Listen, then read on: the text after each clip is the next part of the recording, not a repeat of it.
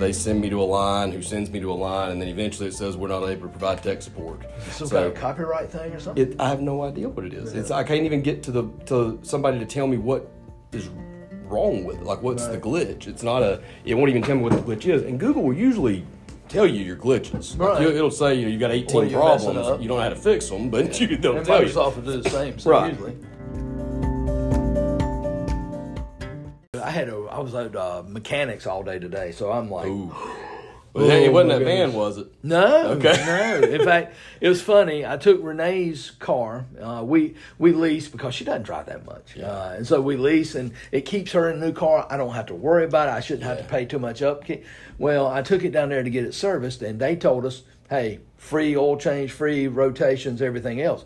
Well, there was one code on there. I said, yeah, whatever we need to do. Well, in between air filters and all these other filters and brake fluid, they come up with a $300 ticket. And I said, whoa. And then they told me, oh, and you need to buy tires. And I said, wait, this is a lease. I shouldn't have to buy tires on 30,000 miles. What kind of tires y'all put on there? Yeah. What a mess. And then he quoted me, well, it'll only be $500 for 2 tires. And I said, I got a guy. Yeah. And I said, hopefully he can find me some scuffs. I'll run some that already been ran somewhere for 6 more months on a lease. But it was ridiculous. And then I took Renee's car back, got in my van, which I love, and the tire on the rear was going flat or slack, so I had to take it to the guy, and he fixed it. I said, man, do not. And I know Nicole's taking her car today, so to get the oil changed. So ain't no telling that'll probably be another $300 when it's all said and done. It's just you can't turn around and not spend money. No. I mean, it's something.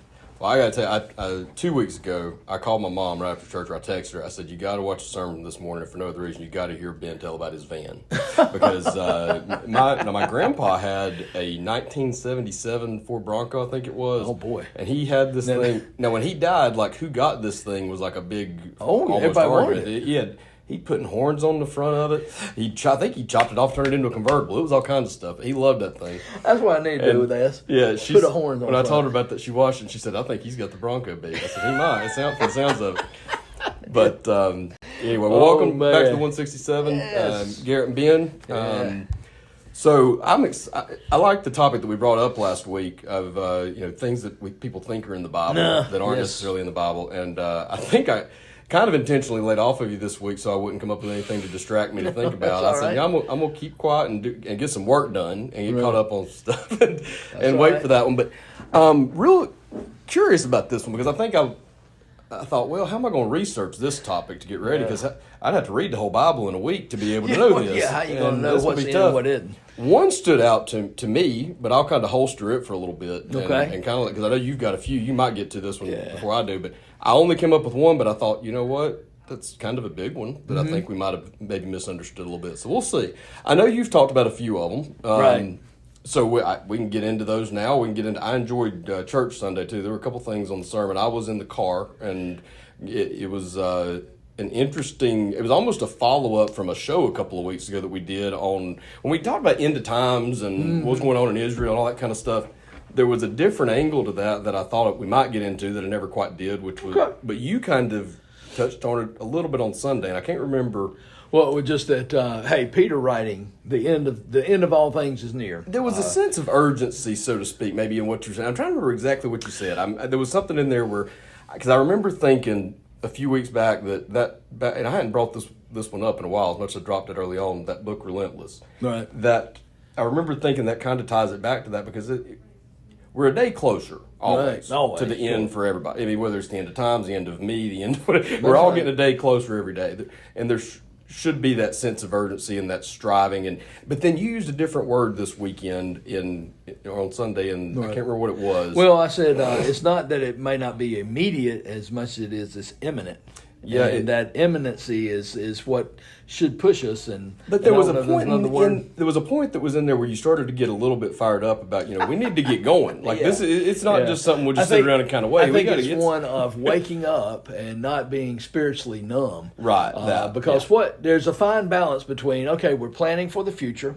we go about our lives, and Jesus has warnings about this when he talks about the people in Noah's day. They were running about their lives and getting married and having festivities. And it's not that that's wrong. Mm-hmm. It's just that not living with that sense of, yes, I plan for the future, I'm making the most of today, but I also want to live with that in the back of my mind that, and this could be the day that Christ is coming back. So it's kind of a fine balance line between the two. And I think it's one of, the early church had that because they sure enough thought, oh, he is coming back. We got to make it while we got time. Mm-hmm. Kind of like daylight savings time. Yeah. I know it's going to be, yesterday I got home from work and I wanted to get a few things done in the yard and go look at some things. And I knew I needed daylight. Well, I know that daylight savings time, it's going to be dark by about 5:30, 5:45, depending on your definition of dark. So, I got home and I said, okay, I got about 15, 20 minutes to get this done because I know the daylight's fixing to end. Yeah. And I think that's kind of what Peter is getting at there. It's not that, okay, it's going to be 6 weeks from now. No, it's just that, hey, in the back of my mind, I know it could be any moment. And now that reminded me of what it was that really kind of got me on, or right. kind of registered on Sunday. It was, you talked about, okay, what is spiritually numb? And sort of going through the motions a little bit, but you talked about your focus and being, taking the time to really connect with God and getting before God every single day and making sure that you're. I use the analogy, I guess, when I don't know if we talked about it on the show, but before the big football game a few weeks ago, me and Gabe were talking about it, and I said, those nerves that you're feeling is not necessarily a bad thing. That's your body telling you it's ready, and it knows that it's a big moment and it needs to be. But I think that's the kind of what I was getting at there, is that whether the end is next week or next millennium or whenever, and it could be that long. There should be an airline pilot flying a plane. Supposed to be a pretty non-eventful thing, but you don't want to take your hands off of that wheel, because if you do, that could be the end right then. You know what I mean? Like right. You got to mind your P's and Q's and always stay focused. And I kind of feel like on the spiritual side, it's not, we need to keep our focus because it could be any time, and we need to make sure that we're ready on that at all times, and that not just. Football teams get trapped sometimes, trap games. They just kind of go through the motions and think, we got this, we got this. No, there are no trap games. You got to be on your guard all the time would be kind of the way and I think that's where I kind of tied it back to maybe the relentless thing, that focus, and just always trying to make sure you're always, I think you're exactly right. And I think it's one of, and I think I referenced it Sunday, my grandmother was the best at this, is if she knew I was going to see a movie, maybe a movie that probably shouldn't have seen, when I was a teenager, Die Hard or something like that. And here's what she said: "Are you sure you won't be watching a movie like that if Christ comes back?" And I remember thinking, "Oh my goodness, what?" And it was like, and her response was, if I invite her somewhere, I don't know if I want to be there if Christ comes back. And that was always her thing. And so I was almost kind of like, well, I'm not going to live like that. But there is kind of I want to make sure that I am honoring the Lord and walking with the Lord, and hey, let's make the most of every day. It's one of, okay, if he comes back at the end of this day, I want to be able to lay my head down, or if he calls me to breathe my last at the end of the day, I want to be able to say, okay, Lord, as best as I could, I made this day count for your glory. I'm living for you. So I think that's the key, and spiritually numb just becomes, I can just go ahead and go, or we put it on autopilot rather than seeking the Lord, rather than, as you said, having that passionate pursuit for the Lord. Yeah, we can do that very easily. Yeah, and that's easy to do. Yeah. It's easy to get into that, and even as hard as I keep talking about how I'm trying the other 167 and all this kind of stuff. You still have your bad days. I ain't having a real good one today, honestly. Believe me. But last week, I had a day with the kids last week, and I was just cranky as I could be, and I knew I was it wasn't their fault. And I finally just had to.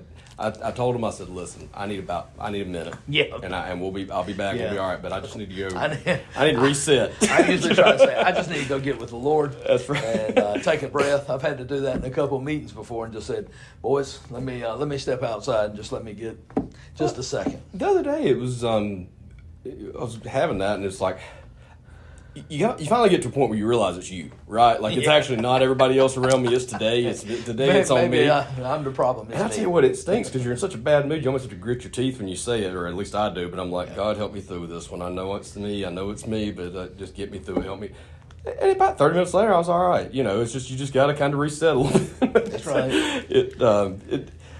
Being close to God don't mean other people ain't gonna make you mad. Put it that way. That's right. That's right. But so let's talk about some cliches. And unless you had something you were gonna say, I didn't even cut you off there. I'm good, man. Not cliches, but things that are not in the Bible that people think are in the Bible. I want to hear a few of these because I can't really go back through and do it myself because I don't know what's there or not. Well, we talked about some. Let's highlight some of the ones we did talk about. Was I've heard it said, well, money is the root of all evil. Well, that's not what the Scripture says. The Scripture says it's the love of money. Mm-hmm. Because God has blessed many Christians with money, and that's a good thing. It's how you use it. Money in and of itself is not evil or bad or good. It's money. Mm-hmm. But now what it can be used for, or how much we covet it, or what we will do to get it, that might get us into trouble. But money itself, if God's blessed us with it, man, He expects us to use it. To whom much is given, much is expected. Mm-hmm. Okay, that's scriptural, and so I think it's one of, just because you have money does not necessarily mean, okay, that's a wicked thing. No, it's the love of money that is the root of all evil. And again, when you have that love, or I got to have it, got to do whatever, that's where we can get in trouble. So that's one we talked about. I think there was one of God helps those who helps themselves, not scriptural, because that's almost the opposite of the gospel. Because the gospel is I can't help myself. The gospel is I can't do anything to save myself, and so I need Christ to do everything, to save me, to die for me, to help me to live. I mean, it is one of those of that dependence we talked about either last week or 2 weeks ago, surrender and dependence. And so, God helps those who helps themselves, not in the Bible. Yeah. Here's another. Is there anything behind that? Money is the root of all evil. There's something there that's the root of it. Greed. It's just been It's the greed. It's the. Think about it. There's some people that are ruthless when it comes to going after whatever it takes to get more money. Right, but the second one there, God helps people who helps themselves. Is there a verse somewhere that people are? Well, that's a great question.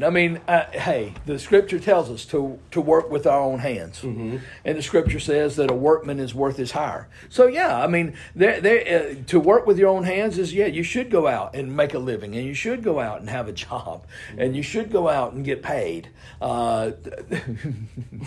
Maybe that get paid, because that almost sounds like the modern slang of get paid, boy. Get paid. No, you make a living, make enough to support your family, make enough to, and if you make abundant, that's great. But it's where that love and that greed, because greed is one of those things that one of those 7 deadly sins that can really take root in your heart. And man, you will do some things to people, or say some things, or lie, cheat, and steal. That it all starts with that one. So this is kind of like a jump starter, if you will, or it is one that greed can lead to numerous other things, mm-hmm. that can cause a multitude of sin. Kind of like bitterness can do the same thing. Yeah. And then I think one that I always hear is God never gives you more than you can handle. Mm-hmm. Not in the Scripture, but there is a place that I would give that some credibility in 1 Corinthians 10, where it talks about being tempted. It says that God will not, you'll basically not be tempted more than you can handle. Mm-hmm. But never does it say, the circumstances in life are going to be, God's never going to give you more than you can handle. Because here's the thing. If I can handle everything that comes into my life, what do I need Him for? Can you extend? He's not going to give you anything that you can't handle with Him, or is it? Because that. Well, I guess I'm saying I guess that's where if they put that at the end of the phrase, mm-hmm. I might be all right with it. But you never hear it said as that. Hear that. And I hear people say things like that, especially when someone dies, losing a loved one, which again, heartbroken. I understand, and yes, to a degree. I totally get it, but you also need to, almost put a suffix on that of an asterisk and go down to the bottom of the page and say, as long as it's walking with Him. Mm-hmm. So I can do all things through Christ. Philippians 4:13. That's we're going to change the name to show that. I can do all things through Christ. Okay, yeah. So I can handle anything that comes my way, but it's through Christ. Yeah. And so I think therein lies what it needs to be. But 1 Corinthians 10, and I want to find the passage. Verse 13 says, "No temptation has overtaken you, but such is common to man. And God is faithful, who will not allow you to be tempted beyond what you are able." So in temptation, that's exactly right. And so oftentimes when people say that, I'll say, yeah, in temptation, right? And they always look at me kind of funny. I'm saying, well, I'm just quoting what 1 Corinthians 10:13 says. And so, yeah, is that one that could be... it's one of, if you're going to say it and you mean it, what you say what you mean what you're saying. God will never bring anything into my life that I can't handle. That's false, because I can't handle much. Mm-hmm. That's just me. But I know with Him, okay, now that's a different story. Yeah. And so, yeah, if you change the saying, I might be up with it. But even then, but not scriptural. Yeah. And so we ought to have a big red, not scriptural. This may sound good, just not scriptural. Yeah, that's it. And to some degree, hey, I love the fact that we'll never be tempted beyond what we're able, and I love that. I mean, that's a promise, and that's a reminder that when we find ourselves in temptation, hey, you don't have to yield. Yeah. You're dead to that technically, and you don't have to yield to it. Yeah. Yep. Let's see. You got any others? I had one that it's not exactly not in the Bible. It's completely in the Bible, but I think that we have taken it and messed it just a touch. The golden rule. Okay. Is commonly known to be do unto others as you would have them do unto you. The verse in particular in the Bible that is referenced for that, though, that's the third command in that one verse. Right. It's rule number 1 is love God, and then it's love God as, and then there's the middle one there, and then it says do what treat others as you would be treated. But it's like the third command in there. So I would say that Jesus' golden rule is not to treat others the way you want to be treated; it's to love God. Well, and I think it's one of you. Well, there's a couple places that's mentioned. Matthew 7:12 says, "In everything, therefore, treat people the same way you want them to treat you. For this is the law and the prophets." Okay, all right. So that's kind of interesting that he uses this. This Matthew 7 is the Sermon on the Mount. So this is probably one of the greatest sermons ever preached. In everything, therefore, treat people the same way you want them to treat you. So that's the golden rule. But there's a point in there where it says they said what is the most important command. Yeah, now this is that's Matthew, and I'm getting here. And I think that's where I've always understood. And that's why I say it may not be we've missed it. It may be that I've missed it. But when I've always heard of the golden rule, I think of that being when they asked Jesus what's the one rule. Right. His answer was treat other people the way you want to be treated. Yeah. Well, that's where I'm a little. It's actually love God is the first part of that, and then it's says treat other people. Yeah, I'm looking for that because it basically what it is a person of the law. A person of the law comes to Jesus. It's not Matthew 7 that you're thinking about. This is he comes to Jesus and says, what's the greatest commandment? Right. And Jesus answers him, says, well, love the Lord your God with all your heart, mind, body, and soul. Deuteronomy 6. Okay. And the second one is love your neighbor as yourself. Mm-hmm. And then he says, all this is written in the law and the prophets. So if you take the whole Old Testament, all 39 books, boil it down, that's really what God's trying to get out of us, or what he expects of us, is love him and then love others. Mm-hmm. And so treating others as you would like to be treated. And I'm trying to find that exact passage, and I'm looking at it right now. I'll find it here in just a minute. I was thinking it was in Matthew, because I was thinking it is in Matthew the other day to the kids, and it would be in the first half of it, because we're only about to around. Well, no, Matthew 7 was where I read to you. Okay. And I was thinking right before Matthew 7, it said was where they had asked what the first one was, but again, I don't have mine in front of me. And the point of it is certainly not to say, well, you're not supposed to treat other people the way it's supposed to be treated. You want to be treated. My point was actually kind of back to what we said last week. It's the sequencing. Sometimes we get off. If you say the most important thing is to treat other people the way you want to be treated, you're relying on yourself to do that. That's right. If you seek God first, that comes naturally. So that's why I think the golden rule should, if it's not Are the words golden rule even in the Bible? I don't think golden rule is not. That's a human twist. Yeah, that's what. Okay, we've made it the golden rule, and we've, sometimes we'll say, and I love what sometimes we'll say. Okay, now as a church we have 2 commands, 1 commission, and that helps us to remember what it is. That 2 commands, Matthew 22:37, and a lawyer goes to Jesus, asks him which one's the greatest commandment. Okay. And he says, you shall love the Lord your God with all your heart, mind, and with all your soul, and with all your mind. This is the greatest and foremost commandment. The second is like it. You shall love your neighbor as yourself. Okay. And then he says, on these 2 commandments depend the whole law and the prophets.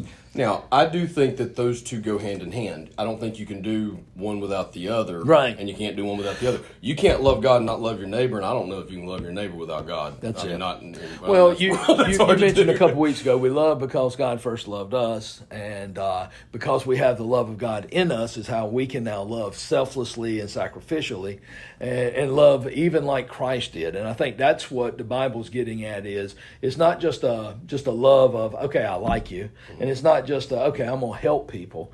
No, it's treat others as you would have them treat you. In other words, you want to be treated right, then you need to go the extra mile for someone. If you love somebody to do that for you, and I think you're right. I mean, I think it's funny or interesting that notice it says the law and the prophets hinge on this. In other words, those 2 commandments. But in Matthew 7, he basically said the same thing of in everything treat people the same way you want them to be treated. For this is the law and the prophets. All right? Now, I just think that is great. Now, it's interesting that in my Bible, it does have prayer and the golden rule as the section. Mm-hmm. So that's what it's become known as, but no, not the 2 words. And I think it's one of, we have to be careful with the Sermon on the Mount, even though it's the greatest sermon ever preached, is realize this is supernatural living. It's not just, okay, I'm going to try harder. I'm going to, okay, blessed are the poor in spirit. Well, I'm going to be poor in spirit. Blessed are those who mourn.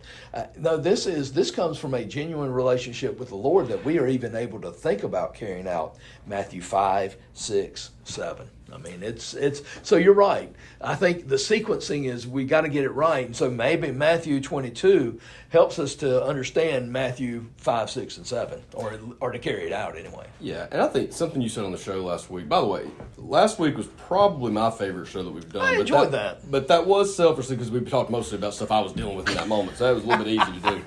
But I really enjoyed last week. There was something that you said on the show that it's only by His grace that we're even able to pull off the 167, or even come close. We just don't get breathe in the 167. Just try. It's even when the breathing and those types of things that keep us alive. But that's one that I probably don't think about when we do something that's pleasing to God. We didn't do that because of us either. It was only by His grace that we even managed to make it through a day without cussing that person out or doing this or doing that, right? That's right. That's right. And I stop and think about it, man. It's one of, I think I've used this before on the show as a pastor.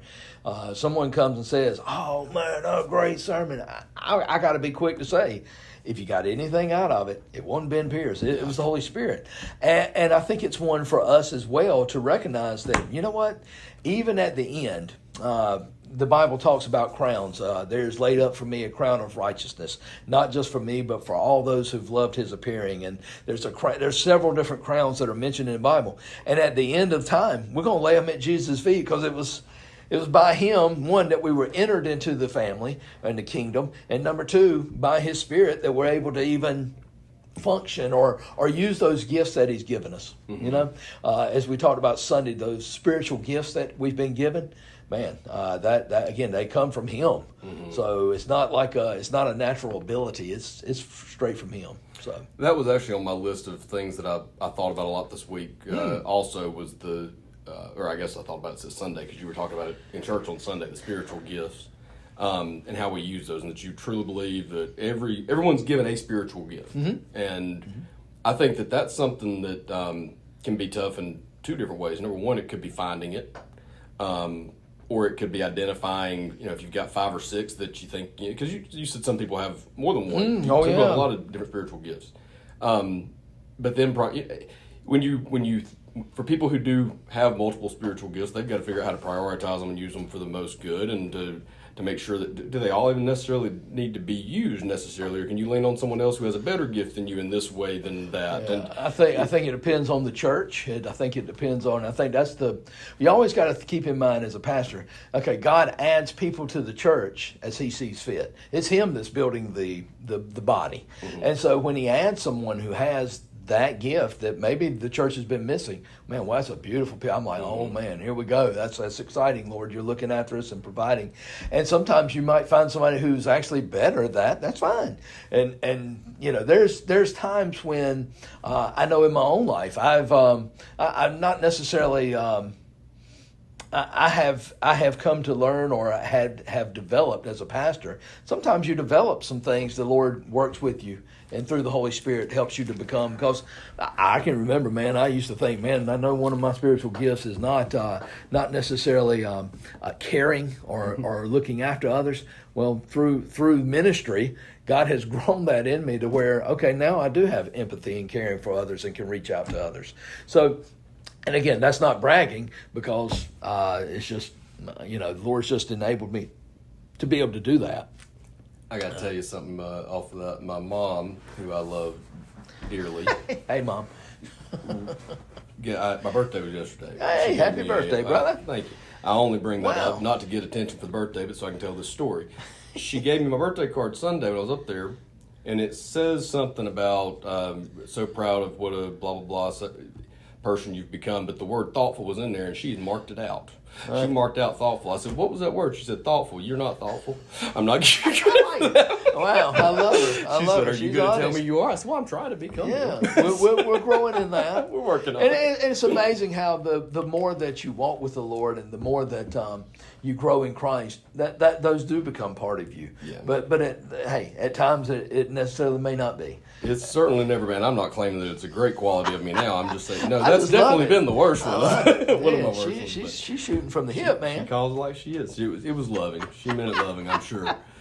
Maybe she's. This is what you need to work on. Yeah, there you go. Hint, wink. I like that. Yeah. But no, spiritual gifts. First Peter says each one's been given a special gift, and that can range anything from serving to hospitality to administration. There's so many different ways the Lord uses and puts together a body of Christ that if we'll use our gifts, man, you watch, the body will be blessed. It'll be edified. Lift up is what Scripture says, and God will be glorified.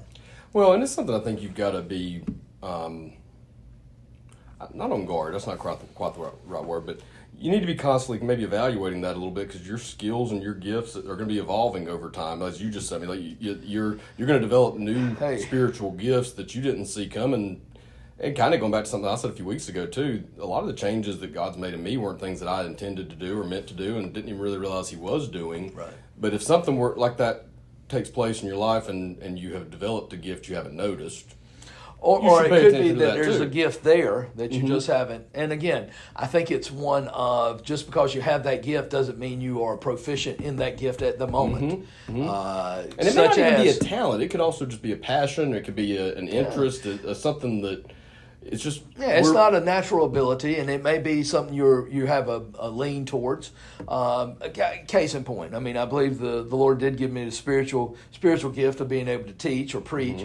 Well, hey, that didn't start off with me having. I mean, it is one of, I had the gift, but I sure enough had to learn it, and I'm hoping that I'm working on it and becoming better. And the more that you exercise, it's like a muscle. The more you exercise it, the stronger it gets, hopefully. And that's how you know, okay, kid, you've been exercising this muscle for a while. This isn't your gift. This ain't your gift. Let's see if we can find something else. But there are some things out there to help you to be able to discover, what it is. But there's so many different ways of looking at what a gift is. And it's not, I'm the first to say, it's not necessarily singing. Because that's a natural ability, and I'm so thankful for people that can sing. But that may not be a spiritual gift per se, as say someone who has the ability to, just at the right time, they say the right word that just provides encouragement, that provides strength or builds faith. Because I think faith is a spiritual gift, one that you're willing to trust the Lord, but even your trust in the Lord helps other people to say, hey man, he's right. Hey, we ain't thought about this the right way. Mm-hmm. And that's one that I always not necessarily pray for, but it's one that I've always said, Lord, I hope that in my ministry that I am inspiring, or either maybe not inspiring as much as it is pushing people to say, where's faith in that? Mm-hmm. Are we really exercising faith just because, all right, we got the same budget we had last year? Yeah, that's a really big point, I think, buried in that somewhere, because I think faith is such a, I don't mean buried in that way. I think that seems like a very basic, common sense kind of thing, but I think that's a bigger obstacle than people realize. Having faith is so hard to quantify, to make objective. You can't prove that. But you do know it when you see it. Right. You see faith when you see it. Yep. That's one of my favorite little cliches. I don't know what I'm looking for, but I'll know it when I see it. I'll know it when I see it.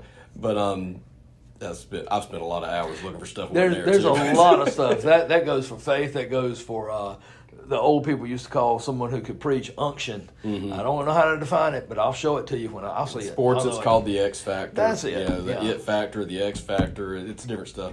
But it's hard because it's so hard to put your finger on. You know it when you see it, but it's really hard to teach it to somebody or to tell them how to have it. But it is simple. It's just believing. It's just believing. And without it, you're not going to please God. Hebrews 11:6. So it's got. I mean, that verse alone makes me realize Hebrews 11:6. Without faith, it is impossible to please God. All right. So if I'm going to live a life that's pleasing to God, the other 167, I better have a life of faith. And I've used the word a few times on here, proof, because I know that's one people like to talk. That's one of the rubs of religion and science is proof of this, proof of that. But you can't have faith with total proof. I mean, if he lays everything out for you and gives you a roadmap of this is how everything's gonna go and it's all gonna go perfect, then he's robbing you of the opportunity to please him. Yep. Right? That's right. So in some way, actually, can't you take that by the extension of that and say every time he doesn't give you all the answers you want, he's giving you an opportunity to prove faith, which is that's what he's looking for. That's what he's looking for. He's giving you a chance to do it. And I think it goes back to that. I was listening last night. And I went through and listened to the last couple of shows. I just was, okay, what's Lord, what are you saying? Where are we going with this? No, it ain't that. It is kind of. But it was more of, I tell you what happened. I listened to the first last week's. I was listening, just kind of recapping, and I was working on some sermons, and I got busy working on that, and Spotify just kept playing. Went to the next one on the list, and next thing I know, we were talking about that, and then I went back to working on some stuff. Then it went to the next one, and I was sitting there thinking to myself, okay, Lord, I'm hearing what you're saying now. I have not listened to show after show after show. And I believe what we've been hitting at over the last couple of weeks is a 5-letter word. And that 5-letter word really comes down to when you talk about surrender, dependence, when you talk about faith, when you talk about all that we've been talking about, is trust. Mm-hmm. Do you trust him? Mm-hmm. Can you trust him? Are you willing to trust him? Because that's what faith is. Yeah. I mean, faith, I can sometimes define faith as it's not walking by sight, it's walking by faith. And so circumstances may look terrible, but I know what God's promised. Mm-hmm. And I'm going to trust that what he told me is going to be good. And it's going to happen the way he worked it out. And so that's faith, to say, this is what God said. He can be trusted. Therefore, I'm going to act this way or act accordingly. Well, and I think I agree 100%. That's been a theme and a trend, and I think that's a very important. I think there's a reason for that. I also think if we're going to say one thing that's been a theme, good. That sounds like a good one. It's worked out pretty. That'd be one I'd say is important.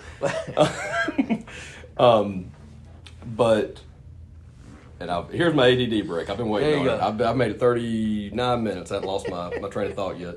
If I wouldn't have ADD breaks, we'd get this thing done in about 30 minutes. Not like a sermon, right? That's what I noticed when I listen back at it over and over again, is that, you know what, I say like 1,000 times. I love it. But where was I going with that? It was... we had trust. Trust. We had trust. I know what it is. The other theme has been... I've talked a lot about the way I see God. I kind of see him as and you've talked about it too. You saw him as a dictator. Mm-hmm. I see him as a smart aleck older brother. it's really important that we nail down who God really is so we can trust him. I don't trust the older brother figure. I don't trust the dictator figure. You've got to nail down that loving father who loves you more than you could imagine loving all your kids and all your loved ones put together times a billion. Which goes to trust. Right, which now you can trust. You get a correct view. And, I trust my mama. Trustworthy. Now, I don't always agree with my mama. I trust my mama. She always has my best interest at heart. Right. And by the way, Mama, I was thinking about this morning. You are not nearly as meddling in my life as you think you are. You think you are. She thinks she's Marie from Everybody Loves Raymond. You ever watch that one? She always calls herself that. She has meddled far less than I would have if I had put her, my kid had put me through what I put her through. But see, Mom, that was thoughtful. There you go. See, I'm coming. I'm getting along. I'm getting there. But now, what was I talking about with Mama?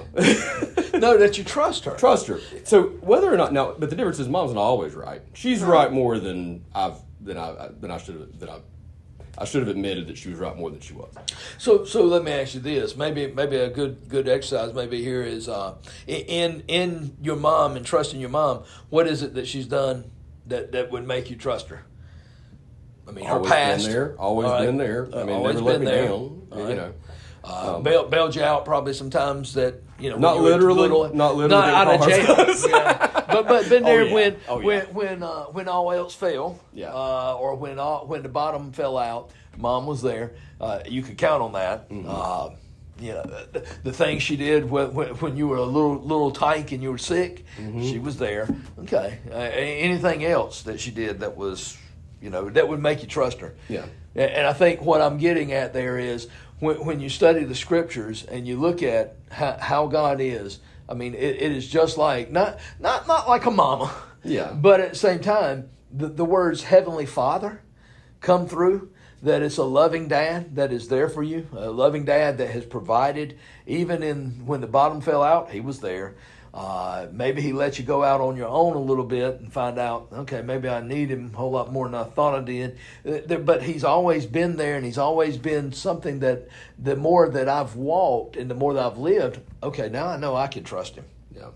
And I hate to say it, those times that hurt the most when I look back on them, that's where I found out, no, he's more faithful then. Mm-hmm. Not that he's less faithful. It's just that, no, you notice it then. Mm-hmm. When you ain't got two legs to walk on, when you don't know how you're going to put that one foot in front of the other, and he's there, and he provides the grace and the strength, okay, that's when you know, nah, he's got my back. Well, and not to single out Mama, I kind of started with there.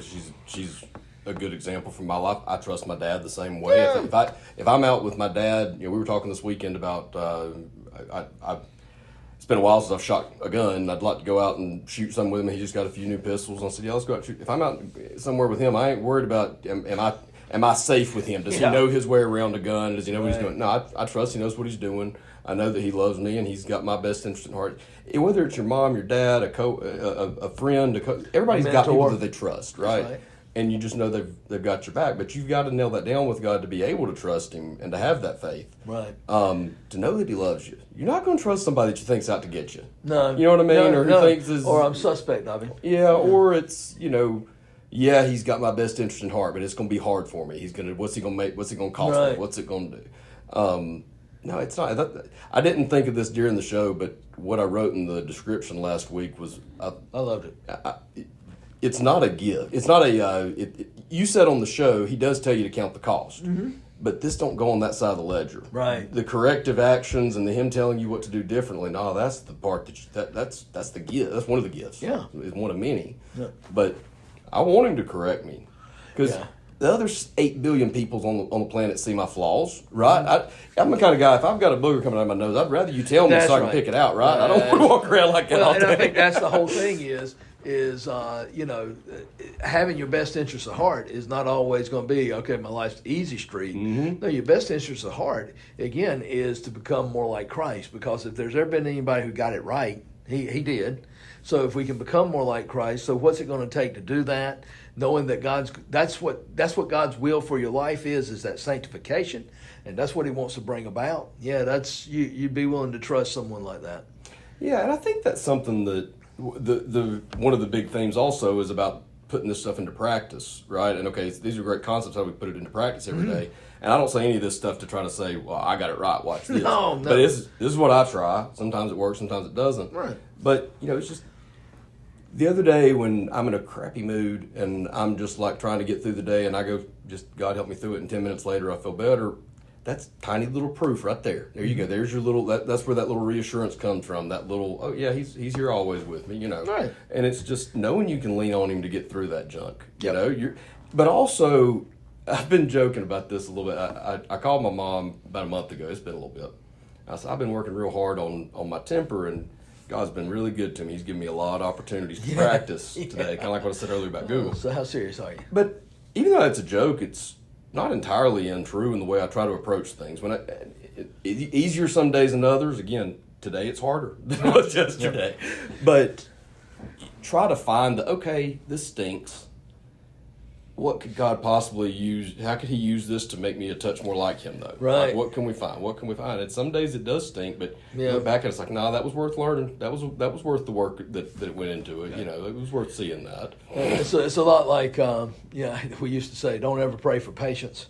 Because if you pray for patience, the Lord's going to give you plenty of opportunities to exercise patience, and that's when when you get into that. But I think it's one too of understanding that even the trials, tribulations, and suffering that we might have in our lives, if He says He's going to work all things together for good, man, that takes a lot of trust. Because hey, some of these sufferings I look back on, and man, that hurt like the dickens.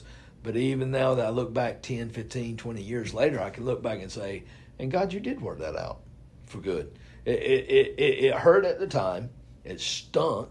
But at the same time, now I look back as, no, you used that to further your kingdom in a way. And really, it's been amazing. So, yeah, those things like that, I can look back and say, now, if He got me through that, I can trust Him.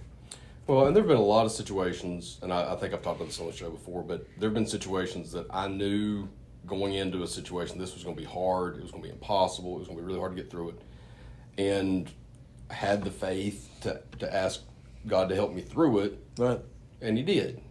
And then 6 months later, something else, and again. But when we get back to that 167 and trying to do this, it's every little thing you do throughout the week, giving God an opportunity, going to God with, I'm in a bad mood, help me through this. Or I need to find patience in this situation, or I need to find the right words to handle this person, or how do I... Right. The more you go to Him, the more He's able to deliver. We talked about last week, it's not a two-way 50-50 proposition, right? He did His job. Yeah. Ball's in your court, your move. Yeah. Okay, but if you take that move, you make your move, and I said He's faithful. He's going to return it several times over. But if you'll just go through Him throughout the week with those little opportunities to prove Himself, He's going to prove Himself. But you've got to trust Him to have an opportunity to. I agree. I agree. And again, I think that's where your relationship goes back. It all starts with that. And for some of our listeners, I hope that through the last couple of weeks that they have come to hear that word relationship, and what exactly is he talking about there? And what I mean by a relationship is a saving relationship where you have trusted Christ, His work on the cross, His death, His burial, resurrection, and now the Bible says that Christ now lives in us. Mm-hmm. And when we have Christ in us, that's the hope of glory. Now we have hope, and now we can know, okay, if He's willing to pay my price with His own Son, okay, I can trust Him. I really can. And then it becomes in the everyday, and I hate to say minutia, but the everyday activities. You begin to see, okay, this is a 24/7 surrendered, sold out relationship to the Lord. And you'll see all kinds of opportunities. You'll see times when, wow, look how the Lord lined that up. And that's not a coincidence. No, that's the way the Lord worked it out. You said a few episodes ago, and you know what, I will say, this one was an easy one for me to kind of dismiss at the time and think, maybe not. We'll see. I don't know, Ben. We'll see.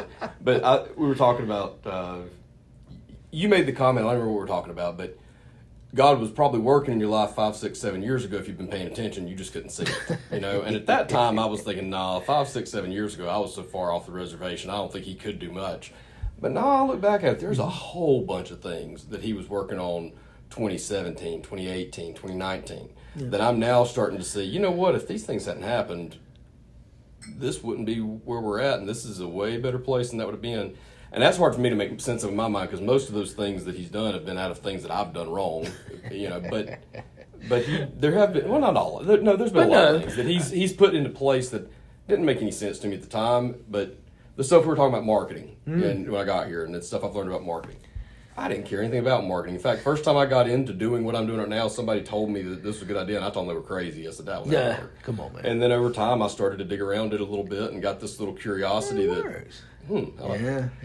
But no, he's always, and I think that, but again, if you don't look for it, you'll never see it, and you'll never have faith if you don't look for it, and the only way to look for it is to give him opportunities to do it. It's a chicken or the egg, but like I said before, but you got to get it right and understand it's your move first. Yeah. It's not chicken or the egg. It just feels like it does sometimes. I think it is, and I think too for you where you are now, and I think I'm fair in this statement is I think you're more sensitive to the Holy Spirit because hey man you are, I mean I'm watching you and I'm listening to you. I'm going from week 1 all the way to where we are now, and I even hear it in some of your questions and some of the things you got that okay he is seriously growing in the Lord.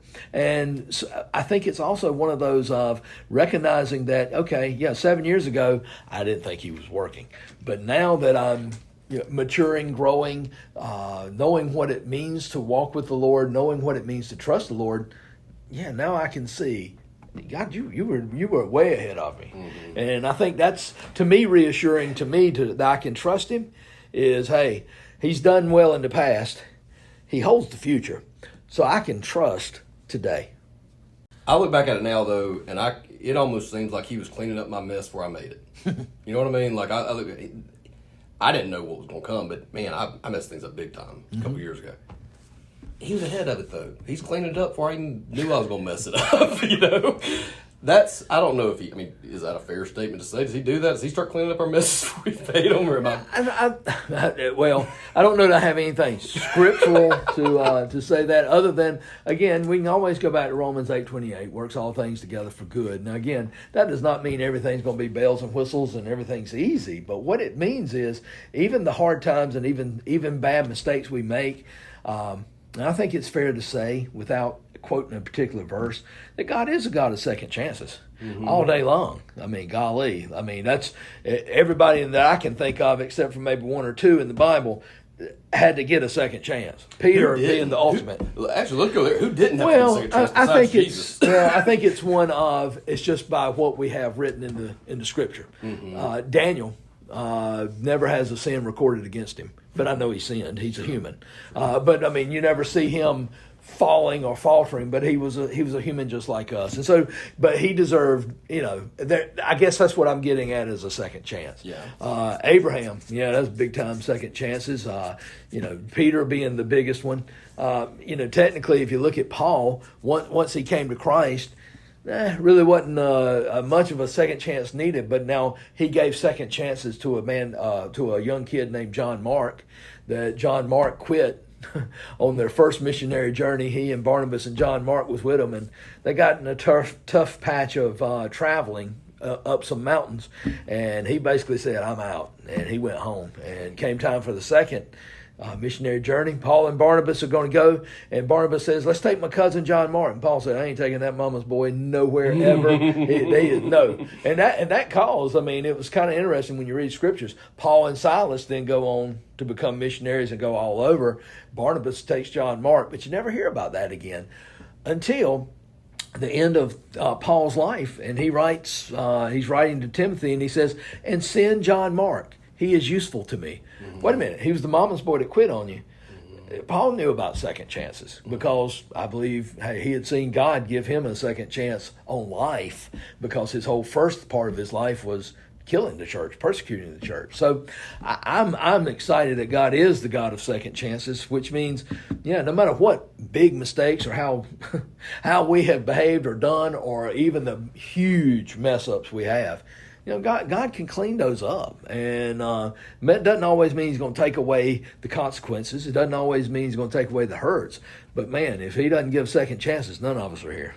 Well, and the thing about it is, it also goes back to something else you've said a lot, and that we're all a lot closer than we think. The fact of the matter is, yeah, my screw up seemed really big to me, but mine versus your biggest versus somebody else's biggest versus somebody else's biggest, I think the closest thing I can think of is all of us arguing over which one of us is most righteous has got to be the equivalent, as close as I can get it, to like a whole, what's it called when the childbirth class, Laban's class? Yeah, Laban's. A whole Laban's class full of babies still in the womb arguing over which one's the best behaved. Right. You don't even know anything about anybody else yet. You're such a small microscope for us to argue over who's the biggest, whose mistakes were the biggest. Right. Well, mine were.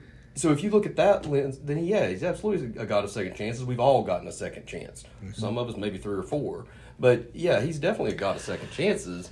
And I think using that analogy of what you're talking about as far as who's got the biggest mess ups or anything like that, again, we've got an adjusting scale that we like. Yeah. God says no, all have sinned and fall short of the glory of God. So all of us are in that ballpark. So it's not right to say, oh man, he was a whole lot bigger sinner than us. Yeah. And I think there's a passage I'd like to kind of take note of that deals with that. And there's a time when Jesus goes into a Pharisee's house named Simeon. And Simeon is there, and he's throwing a dinner for Jesus. And a lady that was a sinner, we don't know all of her background, she comes in, and she begins to anoint Jesus' feet. And the Pharisees just all of a sudden say, man, if he knew what kind of sinner was touching him, he wouldn't, what's he doing? Who is he? And Jesus asked him, Simon, let me ask you something. When I came in, you didn't offer me anything or any kind of water from my hands, my feet. You didn't offer anything. But here she is. She's showing love. Which one do you think loves more? And he had to say, well, she does. And then which one's been forgiven more? It doesn't mean because she was such a dirty, rotten sinner. No, I think it all goes back to when we have the right view, the biblical view of sin. I don't want to put mine with a little small s. Mine needs to be a capital S with a 68 font, 144 font, and it's blinking. Yeah. Because I know what my sin did. And no, I might not have robbed banks. No, I might not have, think of the worst things worse. But at the same time, it was my sin that put Christ on the cross. So I don't want to belittle that or somehow say, well, I didn't have as much as you or I had more. No, we've all been saved from a terrible, terrible existence. We've all been saved from our sin through Christ. So. Well, and I think, maybe part of the point behind that too is that there's the cliche, no matter what you've done or how bad you feel, God forgives it. Yeah, it's that too, but it's also no matter how bad or dark or whatever your situation looks like right now, there's not anything that your struggle isn't that much worse than anybody else's out there that you think. I mean, it's all the same and it's all just as easily fixed. Yeah. It's just, and it's the same God looking after all of it. Yeah. So yeah, you may think yours is bad. There's no question he can be trusted. You just got to. You can't trust somebody if you don't give them a chance. You know what I mean? That's right. You cannot earn. Nobody can earn your trust if you never give them a chance, and he can't give you a chance if he gives you all the answers ahead of time. That's right. So, and again, that's faith, and that's where trust comes in. Yeah. And again, I think the thing of it is too, what is it that has proven that he's trustworthy? Yeah, just watch him. Mm-hmm. I don't think there's any. Well, I know there probably can find somebody on earth, but I mean, if you stop and think about, God has been faithful to me, even if I don't have a relationship with me.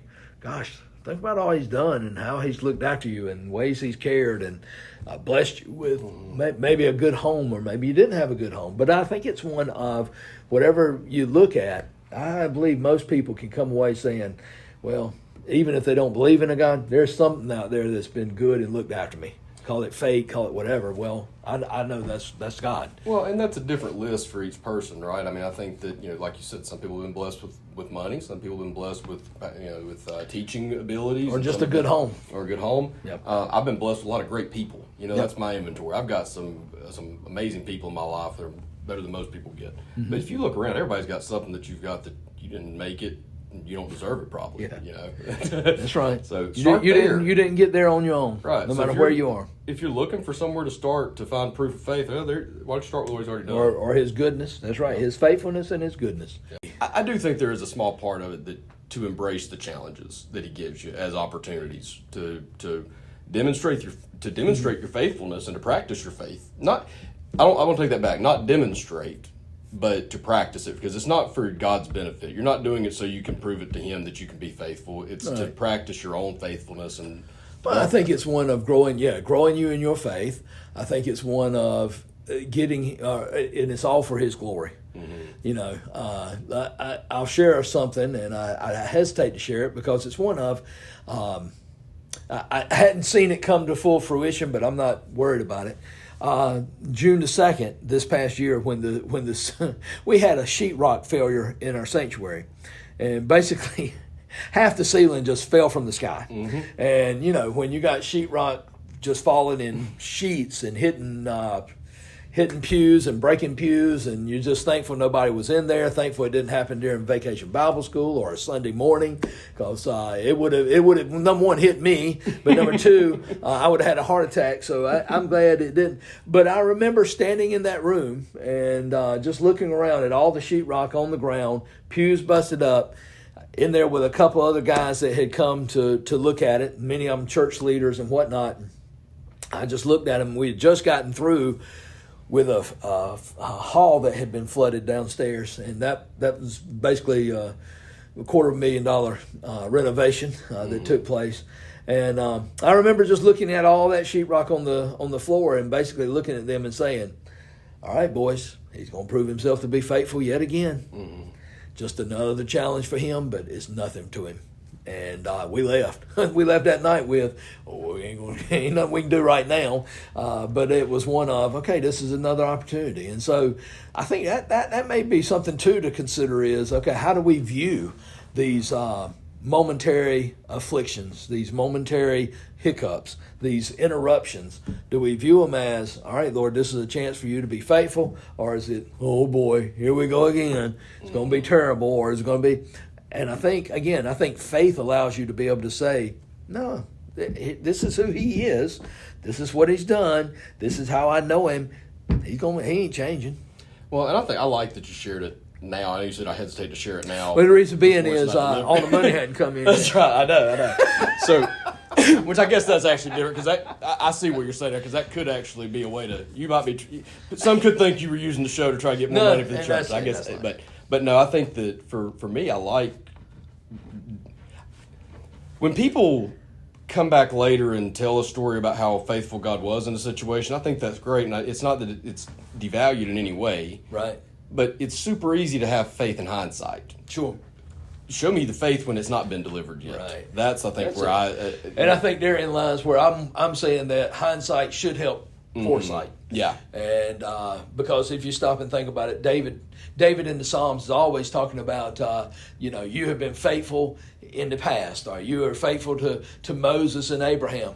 I know you're going to be there. And so that's why when we look at like Hebrews 11, Hebrews 12, and we read those Old Testament accounts, man, we're seeing God being faithful to Shadrach, Meshach, and Abednego. So when I face fiery trials, well, He's been there for them. May not be that I'm delivered or, hey, we walk through it and come out. But at the same time, I know that same God, I can trust Him. Well, that footprints in the sand story is one of my favorites there. And I think that, He doesn't, you got to go through the trials to feel that, to see Him carry. And again, when you have experienced, and I have been through those times that I've said, man, that wasn't as hard as I thought. Right. And I know that if that story were, a real life thing, I could see it and say, oh yeah, that was the footprints or the footsteps in the sand, whatever. But you don't get those from your good days. No. It's. I think you've got to look for those. That's when He gets to prove is when you get to practice and He gets to prove. You know what I mean? Well, there's a couple of, again, this is a cliche and I hate them. It's hard to have a testimony without a test. And but even as cliche as that is, it helps us to understand that if I'm going to have a story about God and how He did something miraculous, most of the time it's going to be something that I couldn't do on my own, or I was at the end of my rope. Yeah. And so I think it's one of knowing that, hey, those trials, those times, those tests, that's when you're going to be able to look back, because hey, if it's all sunshine and rainbows, my life's been nothing but sunshine and rainbows. No, I want to hear how God defended you. I want to hear how God brought you through. I want to hear how God was faithful even when you didn't know how things were going to add up. And I've used some illustrations in the past from my own family. My grandfather and my dad were farmers, and farming requires probably just as much faith as any other, or as one farmer I love dearly said, you might as well be a gambler in Vegas and it's about the same as being a farmer. And I remember numerous times my grandfather telling me about there was just not enough rain, and it didn't look like the crops were going to go, and we're going to lose the farm. And all he did was say, Lord, you know where we are. And he began to pray and prayed all night. And he told me the story, man. Every time he told it, I'd be like, Dad, tell me that again. Grandpa, tell me that again. And he said just a little bit of a cloud he saw, and then all of a sudden, man, he said it was a gully washer. And, we were tobacco farmers. The tobacco grew overnight, overhead high, and he said, man, it saved the farm. And he said God was, and I knew from my grandfather's faith, all right, hey, that's cool. That's a God I want to know. So hearing those stories, and I think it's that's a challenge to us. We need to look and see, all right, where has God been faithful? And let's tell it. And, and then also be thankful. Yeah. I think sometimes people who, I don't know if people do this, but I would maybe hesitate to share those stories of faithfulness, because I'm afraid it's going to come across as me bragging and look what God did for me. And if I'm somebody who's still struggling, I'm thinking, well, that's great for you, but why didn't I get mine yet? Right. I think you got to be careful with that. But at the same time, you need to share what he's done. Yeah. I think it's one of, who you're bragging about. Yeah, exactly. And for me, I like using those stories of my grandfather told me this. So I'm not bragging about his great faith as much as I am. No, my God was faithful to my grandfather. And that's why, hey, I can trust him today. And again, not saying I got it perfect, but you anytime you tell a story about the Lord or what he's done, it doesn't need to be about you. Yeah. Or I have some people that, man, they'll tell how God was there, God delivered, and it becomes more about their sickness than it does about what God did. And I'm kind of like, man, we need to tweak. Let's work on the goodness and the healing power and what God did, not just, you spent all this time, they'll go on and on about the hospitals, and it's kind of like, man, just tell the story about what God did. Yeah. Well, I think we're comfortably over time now, so we'll button it up for the week. We've been good today, man. We just went on and flowed. I know. I feel like I was blinking. It's over. So we'll button it up and talk next week. But enjoyed it, brother, as always. Yes, sir. Yes, sir, man. Always fun.